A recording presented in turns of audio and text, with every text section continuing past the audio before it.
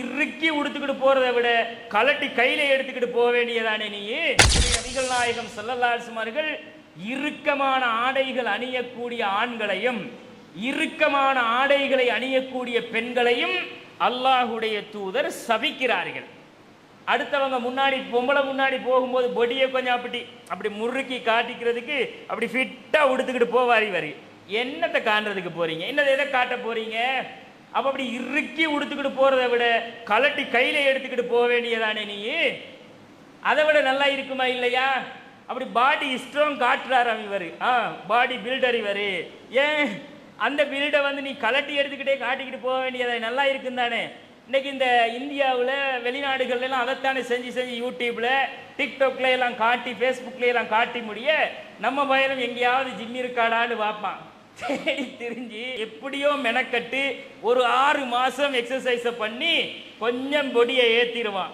இப்ப இவருக்கு அவரை பார்க்கும் போதே ஒரு பொறாமத்தனம், டேய் மசில்ஸ் எல்லாம் உருண்டு திரண்டு வந்துருச்சு மச்சான், இப்பதான் நம்ம ஸ்டைல் காட்டணும். இது ஹராம். நீ உன் பொஞ்சாதிக்கு காட்டுப்பா, ஓம் பாடி ஸ்ட்ராங்க நீ யார்கிட்ட காட்டணும்? ரோட்ல போறவளுக்கும் வாரவளுக்குமா காட்டணும்? அதை காட்டுறதுக்கு நீ இது பண்ணணுமா? அப்படி இறுக்கி ஒரு ஆடை அணியணுமா? இது கூடாது, இது ஹராம்ங்கிறாங்க ரசூல் ஸல்லல்லாஹு அலைஹி வஸல்லம் அவர்கள். வெளியில சும்மாவே தெரிஞ்ச அது வேற.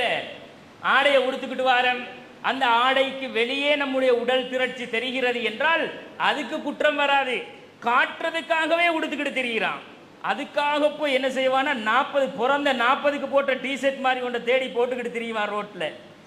அந்த அளவுக்கு அப்படி அந்த உள்ள பெனியன் எல்லாம் அப்படி சின்னதா டைட்டா போட்டுக்கிட்டு இதெல்லாம் ஹராம். இதெல்லாம் நம்ம பசங்க கவனிக்கிறது இல்லை. அப்ப அல்லாஹ்வுடைய ரசூல் என்ன செய்யறாங்கன்னா இவர்களை சபிக்கிறார்கள். அப்ப அஜ்னபி மஹ்ரமிகள் இருக்கக்கூடிய இந்த உறவு முறைகளை பேணுகிற இடத்தில் இது தவறான எண்ணங்களை தோற்றுவிக்கும், அவர்களை திசை திருப்பும், இது பாவத்தை தூண்டும் என்ற காரணத்திற்காகத்தான் இது தடை செய்யப்படுது என்றதை நாம கவனத்தில் வைக்க வேண்டும்.